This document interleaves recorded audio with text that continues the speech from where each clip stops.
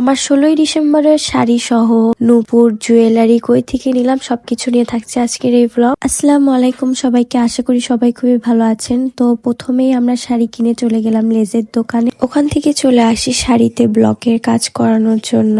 আমার এই শাড়িটা রেডিমেড ছিল না, পুরোটা আম্মুরই আইডিয়া ছিল যে কিভাবে সে শাড়িটা ডিজাইন করবে। সে শাড়িটা নিয়ে ব্লকের কাজ করালো। শুধু শাড়ি না, আমার ব্লাউজের এক্সট্রা কাপড় কিনে ওইটাতেও আমরা ব্লকের কাজ করে নেই। আমি যতগুলা লুক রিক্রিয়েট করি সবগুলাই আম্মুর আইডিয়াতে করা হয়, জাস্ট আমি তার মডেল বলতে গেলে। আর এই দোকানটা ছিল নিউ মার্কেটের 3য় তলাতে। তাদের কাছে অনেক ডিজাইন আছে, আপনারা চাইলে আপনাদের নিজের ইচ্ছা মতো ডিজাইন বসায় নিতে পারবেন। আর যখন ডিজাইন গুলা তারা করতেছিল আমার কাছে খুবই সুন্দর লাগতেছিল দেখতে। তারপরে এখানে কাজটা শেষ না হতেই সবাই এসে জিজ্ঞেস করতেছে, আপু শাড়িটা কই থেকে নিছেন, অনেক সুন্দর লাগতেছে। আম্মু বলতেছে যে এটা এখনো পড়াই হয় নাই, তাতেই এত কমেন্ট যে কই থেকে নিছেন, বললে আরো কত মানুষ জিজ্ঞাসা করবে হয়তো, ওই জন্যই ব্লগটা ডিটেলসে বলা আর কি। আর এক এক শাড়িতে এক এক রকম প্রাইস রাখে ওনারা, ডিজাইনের উপর টাকা ডিপেন্ড করে। আমি শাড়িতে বেশি ডিজাইন নেইনি, শুধু শাড়িতেই আমার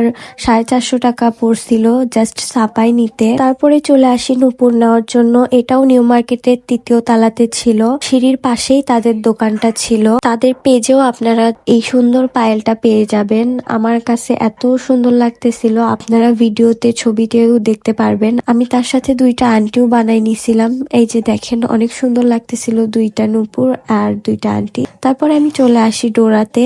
তাদের ওখান থেকে আমি জুয়েলারি নিয়ে আজকের ব্লগটা এই পর্যন্তই শেষ করলাম। আর আমার লুকটা আপনারা হয়তোবা দেখছেন বা দেখবেন। আল্লাহ হাফেজ সবাইকে।